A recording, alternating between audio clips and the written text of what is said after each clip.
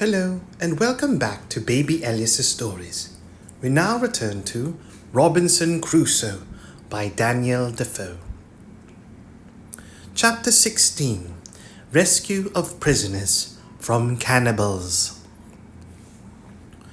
Upon the whole, I was by this time so fixed upon my design of going over with him to the continent that I told him we would go and make one as big as that, and he should go home in it.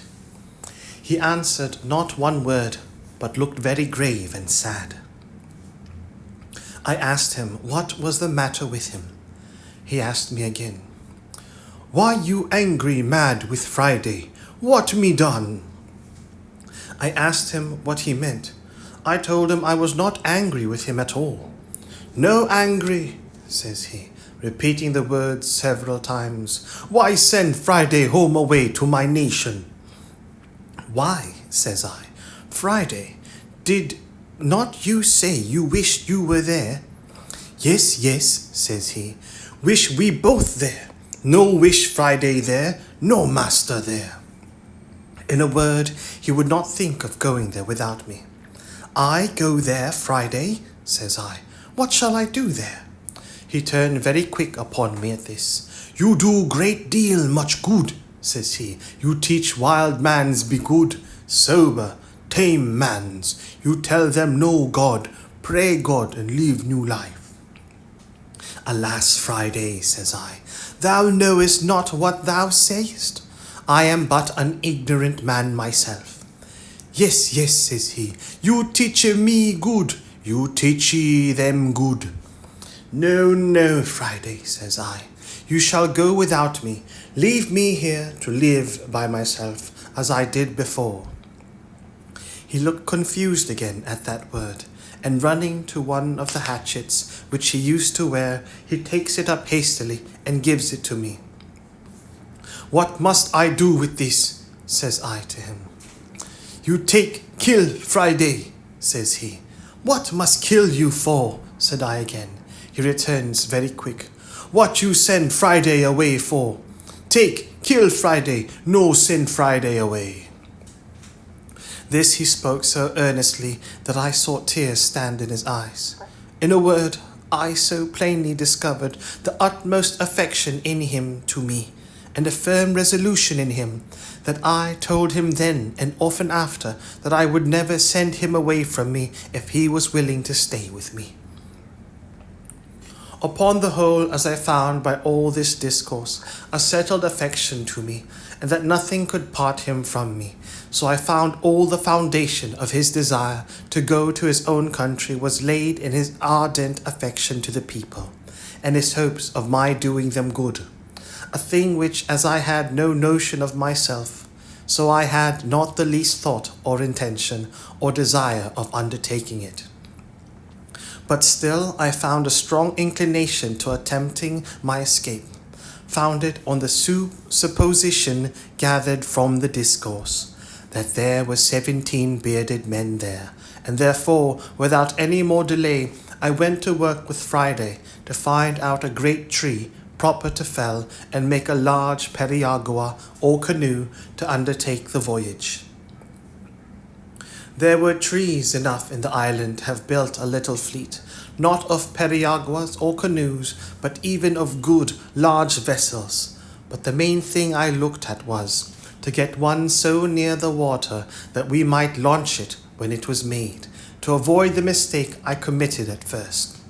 At last, Friday pitched upon a tree, for I knew he knew much better than I what kind of wood was fitted for it. Nor can I tell to this day what wood to call the tree we cut down, except that it was very like the tree we call fustic, or between that and the Nicaragua wood, for it was much of the same colour and smell. Friday wished to burn the hollow or cavity of this tree out, to make it for a boat, but I showed him how to cut it with tools, which, after I had showed him how to use, he did very handily, and in about a month's hard labour we finished it and made it very handsome. especially when with our axes, which I showed him how to handle, we cut and hewed the outside into the true shape of a boat. After this, however, it cost us near a fortnight's time to get her along, as it were inch by inch, upon great rollers into the water. But when she was in, she would have carried 20 men with great ease.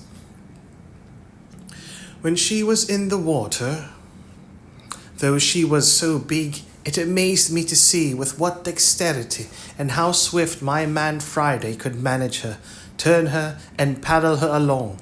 So I asked him if he would, and if we might venture over in her. Yes, he said, we venture over in her very well, though great blow wind. However, I had a further design that he knew nothing of, and that was to make a mast and a sail, and to fit her with an anchor and cable. As to a mast, that was easy enough to get, so I pitched upon a straight young cedar tree, which I found near the place, and which there were great plenty of in the island, and I set Friday to work to cut it down and gave him directions how to shape and order it. But as to the sail, that was my particular care. I knew I had old sails, or rather pieces of old sails enough, but as I had had them now 26 years by me, and had not been very careful to preserve them, not imagining that I should ever have this kind of use for them, I did doubt, but they were all rotten.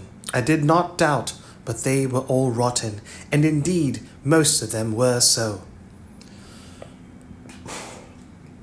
However, I found 2 pieces which appeared pretty good, and with these I went to work, and with a great deal of pains and awkward stitching, you may be sure, for want of needles, I at length made a 3-cornered ugly thing, like what we call in England a shoulder of mutton sail, to go with a boom at bottom, and a little short sprit at the top, such as usually our ships' long boats sail with, and such as I best knew how to manage, as it was such a one as I had to the boat, in which I made my escape from Barbary, as related in the first part of my story. I was near 2 months performing this last work, namely rigging and fitting my masts and sails, for I finished them very complete, making a small stay and a sail or foresail to it, to assist if we should turn to windward, and what was more than all, I fixed a rudder to the stern of her to steer with.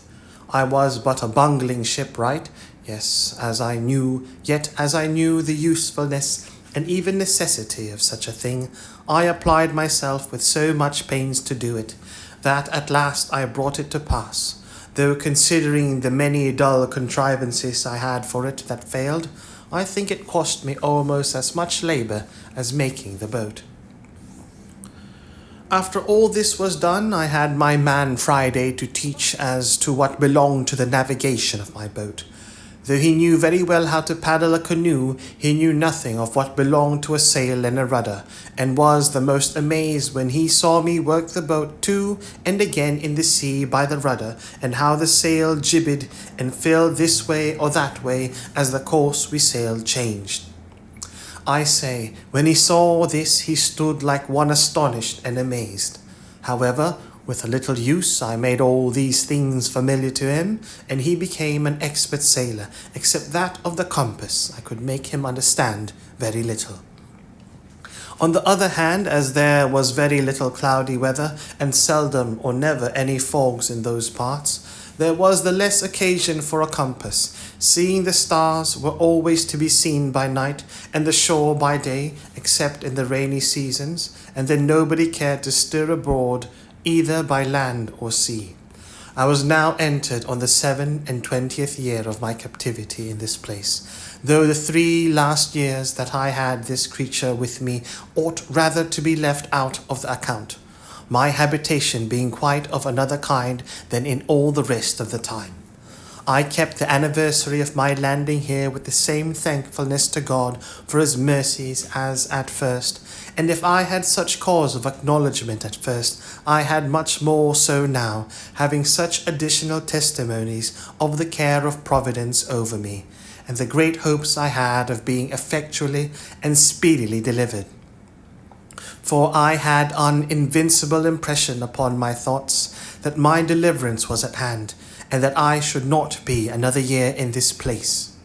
I went on, however, with my husbandry, digging, planting, and fencing as usual. I gathered and cured my grapes, and did every necessary thing as before.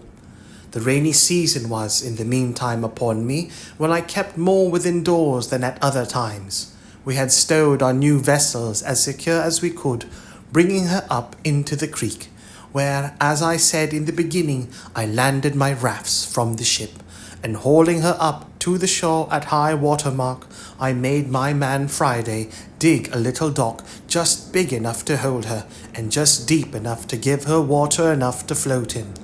And then, when the tide was out, we made a strong dam across the end of it to keep the water out. And so she lay, dry as to the tide from the sea, and to keep the rain off we laid a great many boughs of trees, so thick that she was as well thatched as a house. And thus we waited for the months of November and December, in which I designed to make my adventure. When the settled seasons began to come in, as the thought of my design returned with the fair weather, I was preparing daily for the voyage. And the first thing I did was to lay by a certain quantity of provisions, being the stores for our voyage, and intended in a week or a fortnight's time to open the dock, and launch out our boat. I was busy one morning upon something of this kind, when I called to Friday, and bid him to go to the seashore, and see if he could find a turtle or tortoise, a thing which we generally got once a week, for the sake of the eggs as well as the flesh. Friday had not been long gone when he came running back and flew over my outer wall or fence like one that felt not the ground or the steps he set his foot on. And before I had time to speak to him, he cries out to me, "Oh master, oh sorrow, oh bad." "What's the matter, Friday?" says I. "Oh, yonder there," says he. 1, 2, 3 canoes. 1, 2, 3. By this way of speaking, I concluded there were 6, but on inquiry I found there were but 3. "Well, Friday," says I, "do not be frightened." So I heartened him up as well as I could. However, I saw the poor fellow was most terribly scared, for nothing ran in his head but that they were come to look for him, and would cut him in pieces and eat him. And the poor fellow trembled so that I scarcely knew what to do with him. I comforted him as well as I could, and told him I was in as much danger as he, and that they would eat me as well as him. "But," says I, "Friday, we must resolve to fight them. Can you fight, Friday?" "Me shoot," says he, "but there come many great number." "No matter for that," said I again. "Our guns will fright them that we do not kill." So I asked him whether, if I resolved to defend him, he would defend me and stand by me and do just as I bid him. He said, "Me die when you bid die, master." So I went and fetched a good dram of rum and gave him, for I had been so good a husband of my rum that I had had a great deal left. When we had drunk it, I made him take the 2 fowling pieces which we always carried, and loaded them with large swan shot, as big as small pistol bullets. Then I took 4 muskets, and loaded them with 2 slugs and 5 small bullets each, and my 2 pistols I loaded with a brace of bullets each. I hung my great sword as usual naked by my side, and gave Friday his hatchet. When I had thus prepared myself, I took my perspective glass and went up to the side of the hill to see what I could discover. And I found quickly by my glass that there were 21 savages, 3 prisoners and 3 canoes, and that their whole business seemed to be the triumphant banquet upon these 3 human bodies, a barbarous feast indeed, but nothing more than, as I had observed, was usual with them. I observed also that they had landed, not where they had done when Friday made his escape, but nearer to my creek, where the shore was low, and where a thick wood came almost close down to the sea. This, with the abhorrence of the inhuman errand those wretches came about, filled me with such indignation that I came down again to Friday and told him I was resolved to go down to them and kill them all, and asked him if he would stand by me. He had now got over his fright, and his spirits being a little raised with the dram I had given him, he was very cheerful, and told me as before he would die when I bid die. In this fit of fury I divided the arms which I had charged as before between us. I gave Friday 1 pistol to stick in his girdle, and 3 guns upon his shoulder, and I took 1 pistol and the other 3 guns myself, and in this posture we marched out. I took a small bottle of rum in my pocket, and gave Friday a large bag with more powder and bullets, and as to orders, I charged him to keep close behind me, and not to stir, or shoot, or do anything till I bid him, and in the meantime not to speak a word. In this posture I fetched a compass to my right hand of near a mile, as well to get over the creek as to get into the wood, so that I would come within shot of them before I should be discovered, which I had seen by my glass it was easy to do. While I was making this march, my former thoughts returning, I began to abate my resolution. I do not mean that I entertained any fear of their number, for as they were naked, unarmed wretches, it is certain I was superior to them, nay, though I had been alone. But it occurred to my thoughts what call, what occasion, much less what necessity I was in to go and dip my hands in blood, to attack people who had neither done or intended me any wrong, who, as to me, were innocent, and whose barbarous customs were their own disaster, being in them a token, indeed, of God's having left them with the other nations of that part of the world to such stupidity and to such inhuman courses, but did not call me to take upon me to be a judge of their actions, much less an executioner of his justice, that whenever he thought fit he would take the cause into his own hands, and by national vengeance punish them as a people for national crimes. But that in the meantime it was none of my business. That it was true Friday might justify it, because he was a declared enemy and in a state of war with those very particular people, and it was lawful for him to attack them. But I could not say the same with regard to myself. These things were so warmly pressed upon my thoughts all the way as I went, that I resolved I would only go and place myself near them, that I might observe their barbarous feast, and that I would act then as God should direct, but that unless something offered that was more a call to me than yet I knew of, I would not meddle with them.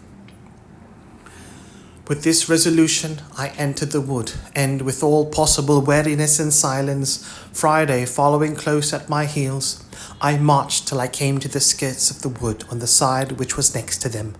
Only that one corner of the wood lay between me and them.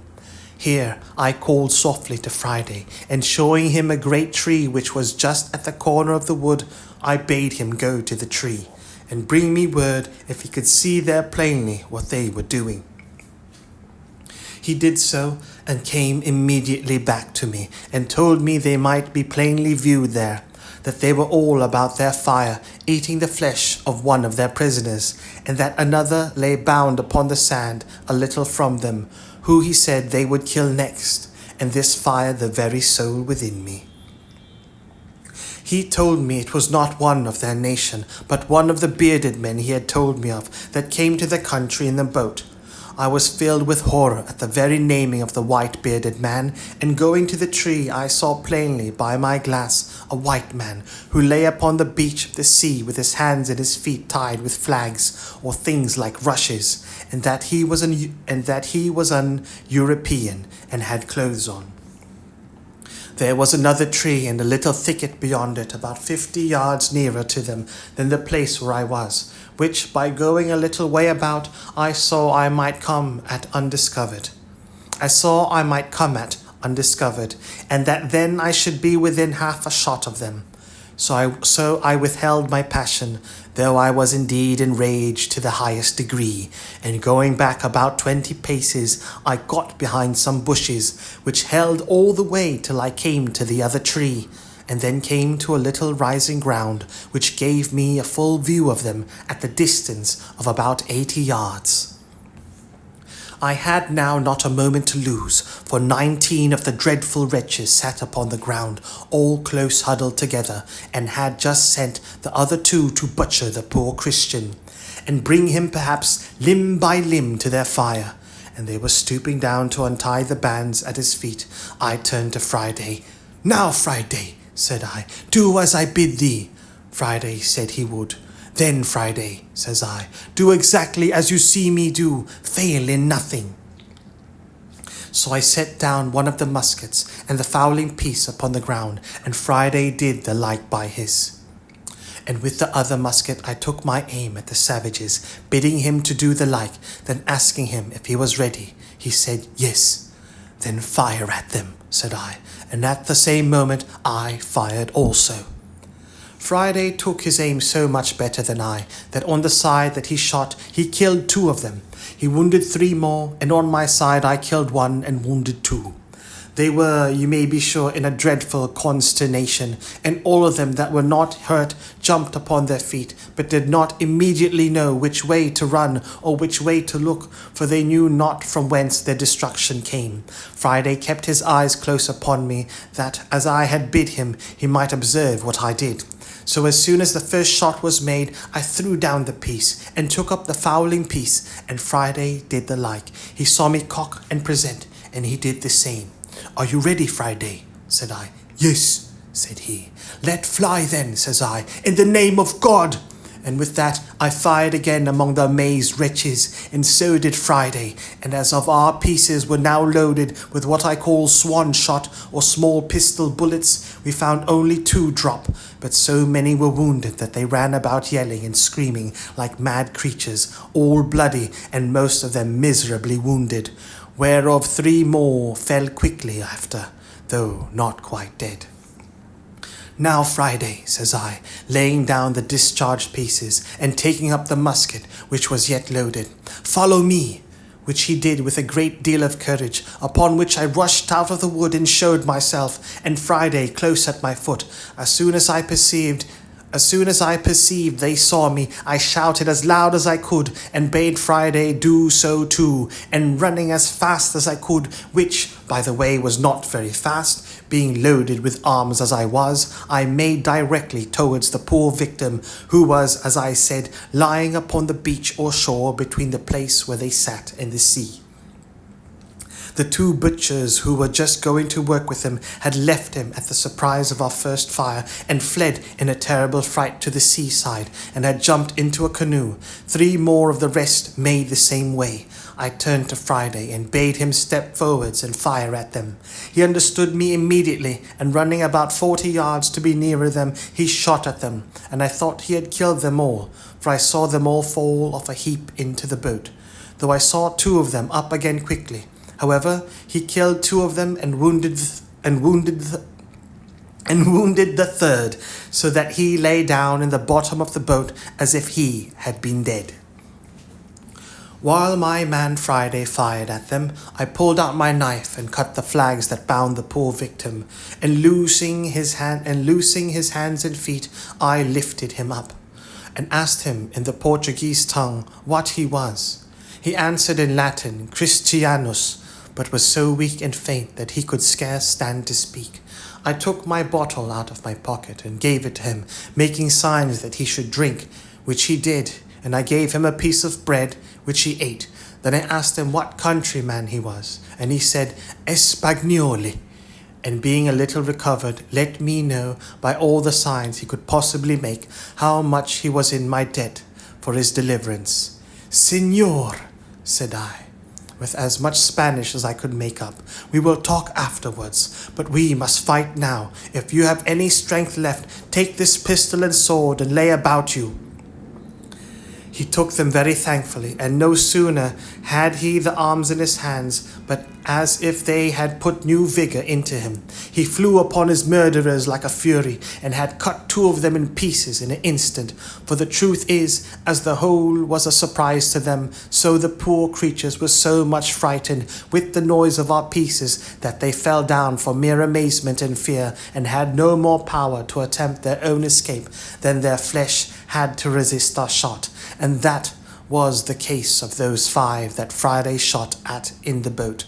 For as 3 of them fell with the hurt they received, so the other 2 fell with the fright. I kept my piece in my hand, still without firing, being willing to keep my charge ready, because I had given the Spaniard my pistol and sword. So I called to Friday, and bade him run up to the tree from whence we first fired, and fetch the arms which lay there that had been discharged, which he did with great swiftness, and then giving him my musket, I sat down myself to load all the rest again, and bade them come to me when they wanted. While I was loading those pieces, there happened a fierce engagement between the Spaniard and one of the savages, who made at him with one of their great wooden swords, the weapon that was to have killed him before, if I had not prevented it. The Spaniard, who was as bold and brave as could be imagined, though weak, had fought the Indian a good while, and had cut 2 great wounds on his head. But the savage, being a stout, lusty fellow, closing in with him, had thrown him down, being faint, and was wringing my sword out of his hand, when the Spaniard, though undermost wisely, quitting the sword, drew the pistol from his girdle, shot the savage through the body, and killed him upon the spot, before I, who was running to help him, could come near him. Friday, being now left to his liberty, pursued the flying wretches with no weapon in his hand but his hatchet, and with that he dispatched those 3 who, as I said before, were wounded at first and fallen, and all the rest he could come up with. And the Spaniard coming to me for a gun, I gave him one of the fowling pieces, with which he pursued 2 of the savages, and wounded them both. But as he was not able to run, they both got from him into the wood, where Friday pursued them, and killed one of them, but the other was too nimble for him. And though he was wounded, yet had plunged himself into the sea, and swam with all his might off to those 2 who were left in the canoe, which 3 in the canoe with 1 wounded, that we knew not whether he died or no, were all that escaped our hands of 21.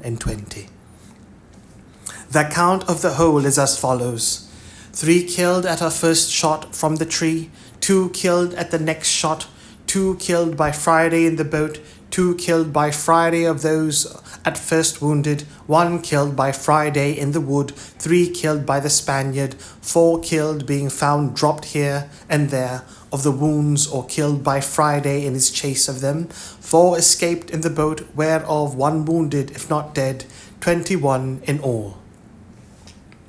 Those that were in the canoe worked hard to get out of gunshot, and though Friday made 2 or 3 shots at them, I did not find that he hit any of them. Friday would fain have had me take one of their canoes. And pursue them, and indeed I was very anxious about their escape, lest, carrying the news home to their people, they should come back perhaps with 200 or 300 of the canoes, and devour us by mere multitude. So I consented to pursue them by sea, and running to one of their canoes, I jumped in and bade Friday follow me. But when I was in the canoe, I was surprised to find another poor creature lie there, bound hand and foot, as the Spaniard was, for the slaughter, and almost dead with fear, not knowing what was the matter, for he had not been able to look up over the side of the boat.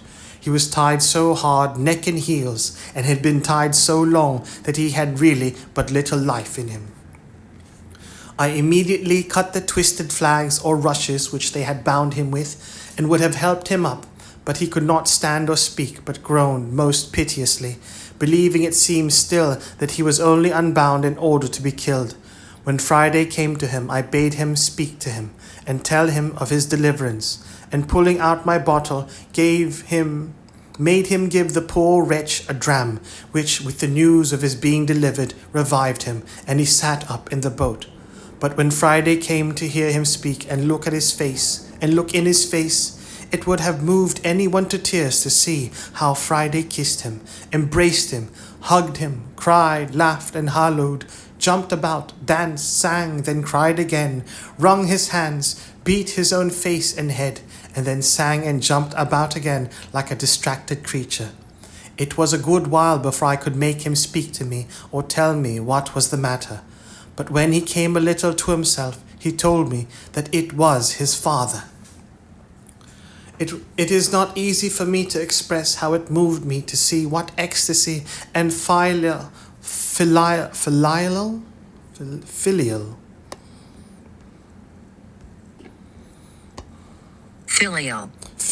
affection had worked in this poor savage at the sight of his father, and of his being delivered from death. Nor indeed can I describe half the extravagances of his affection after this, for he went into the boat and out of the boat a great many times. When he went in to him, he would sit down by him, open his breast, and hold his father's head close to his bosom for so many minutes together to nourish it. Then he took his arms and ankles, which were numbed and stiff with the binding, and chafed and rubbed them with his hands, and I perceived what the cause was. Gave him some rum out of my bottle to rub them with, which did them a great deal of good. The affair put an end to our pursuit of the canoe with the other savages, who were now almost out of sight. And it was happy for us that we did not, for it blew so hard within 2 hours after, and before they could be got a quarter of their way, and continued blowing so hard all night, and that from the northwest, which was against them, that I could not suppose their boat could live, or that they ever reached their own coast. But to return to Friday, he was so busy about his father that I could not find in my heart to take him off for some time. But after I thought he could leave him a little, I called him to me, and he came jumping and laughing and pleased to the highest extreme. Then I asked him if he had given his father any bread. He shook his head and said, "None, ugly dog eat all up self." Then I gave him a cake of bread out of a little pouch I carried on purpose. I also gave him a dram for himself, but he would not taste it, but carried it to his father. I had in my pocket 2 or 3 bunches of raisins, so I gave him a handful of them for his father. He had no sooner given his father these raisins, but I saw him come out of the boat and run away as if he had been bewitched, for he was the swiftest fellow on his feet that I ever saw. I say he ran at such a rate that he was out of sight, as it were, in an instant, and though I called and hallooed out too after him, it was all one away he went. And in a quarter of an hour I saw him come back again, though not so fast as he went, and as he came nearer, I found his pace slacken, because he had something in his hand. When he came up to me, I found he had been quite home for an earthen jug or pot to bring his father some fresh water, and that he had got 2 more cakes or loaves of bread. The bread he gave me, but the water he carried to his father. However, as I was very thirsty too, I took a little of it. The water revived his father more than all the rum or spirits I had given him, for he was fainting with thirst. When his father had drunk, I called to him to know if there was any water left. He said yes, and I bade him give it to the poor Spaniard, who was in as much want of it as his father, and I sent one of the cakes that Friday brought to the Spaniard too, who was indeed very weak, and was reposing himself upon a green place under the shade of a tree, and whose limbs were also very stiff, and very much swelled with the rude bandage he had been tied with. When I saw that upon Friday's coming to him with the water, he sat up and drank, and took the bread and began to eat. I went to him and gave him a handful of raisins. He looked up in my face with all the tokens of gratitude and thankfulness that could appear in any countenance, but was so weak, notwithstanding he had so exerted himself in the fight, that he could not stand up upon his feet. He tried to do it 2 or 3 times, but was really not able. His ankles were so swelled and so painful to him, so I bade him sit still, and caused Friday to rub his ankles and bathe them with rum, so as he had done his father's. I observed the poor affectionate creature every 2 minutes, or perhaps less, all the while he was there, turn his head about to see if his father was in the same place and posture as he left him sitting. And at last he found he was not to be seen, at which he started up, and without speaking a word flew with that swiftness to him that one could scarce perceive his feet to touch the ground as he went. But when he came, he only found he had laid himself down to ease his limbs. So Friday came back to me presently, and then I spoke to the Spaniard to let Friday help him up if he could, and lead him to the boat, and then he should carry him to our dwelling, where I would take care of him. But Friday, a lusty strong fellow, took the Spaniard upon his back and carried him away to the boat, and sent him down softly upon the side or gunwale of the canoe, with his feet in the inside of it, and then lifting him quite in, he set him close to his father, and presently stepping out again, launched the boat off and paddled it along the shore faster than I could walk, though the wind blew pretty hard too. So he brought them both safe into our creek, and leaving them in the boat, ran away to fetch the other canoe. As he passed me, I spoke to him and asked him whither he went. He told me, "Go fetch more boat." So away he went like the wind, for sure never man or horse ran like him, and he had the other canoe in the creek almost as soon as I got to it by land. So he wafted me over, and then went to help our new guests out of the boat, which he did, but they were neither of them able to walk, so that poor Friday knew not what to do. To remedy this, I went to work in my thought, and calling to Friday to bid them sit down on the bank while he came to me, I soon made a kind of hand barrow to lay them on, and Friday and I carried them both up together upon it between us. But when we got them to the outside of our wall, our fortification, we were at a worse loss than before, for it was impossible to get them over, and I was resolved not to break it down. So I set to work again, and Friday and I, in about 2 hours' time, made a very handsome tent, covered with old sails, and above that with boughs of trees, being in the space without our outward fence, and between that and the grove of young wood which I had planted, and here we made them 2 beds of such things as I had, namely of good rice, straw, with blankets laid upon it to lie on, and another to cover them on each bed. My island was now peopled, and I thought myself very rich in subjects, and it was a merry reflection which I frequently made, how like a king I looked. First of all, the whole country was my own property, so that I had an undoubted right of dominion. Secondly, my people were perfectly subjected. I was absolutely lord and lawgiver. They all owed their lives to me, and were ready to lay down their lives if there had been occasion for it, for me. It was remarkable, too, I had but 3 subjects, and they were of 3 different religions. My man Friday was a Protestant, his father was a pagan and a cannibal, and the Spaniard was a Papist. However, I allowed liberty of conscience throughout my dominions, but this is by the way. As soon as I had secured my 2 weak rescued prisoners, and given them shelter, and a place to rest them upon, I began to think of making some provision for them. And the first thing I did, I ordered Friday to take a yearling goat, betwixt a kid and a goat, out of my particular flock to be killed. When I cut off the hinder quarter, and chopping it into small pieces, I set Friday to work to boiling and stewing, and made them a very good dish, I assure you, of flesh and broth. And as I cooked it without doors, for I made no fire within my inner wall, so I carried it all into the new tent, and having set a table there for them, I sat down and ate my own dinner also with them, and as well as I could, cheered them and encouraged them. Friday was my interpreter, especially to his father, and indeed to the Spaniard too, for the Spaniard spoke the language of the savages pretty well. After we had dined, or rather supped, I ordered Friday to take one of the canoes and go and fetch our muskets and other firearms, which, for want of time, we had left upon the place of battle. And the next day I ordered him to go and bury the dead bodies of the savages, which lay open to the sun and would presently be offensive. I also ordered him to bury the horrid remains of their barbarous feast, which I could not think of doing myself.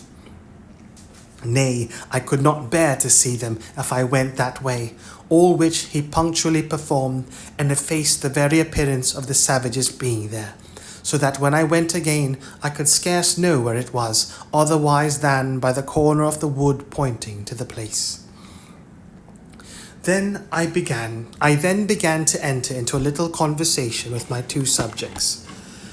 And first I set Friday to inquire of his father what he thought of the escape of the savages in that canoe, and whether we might expect a return of them, with a power too great for us to resist.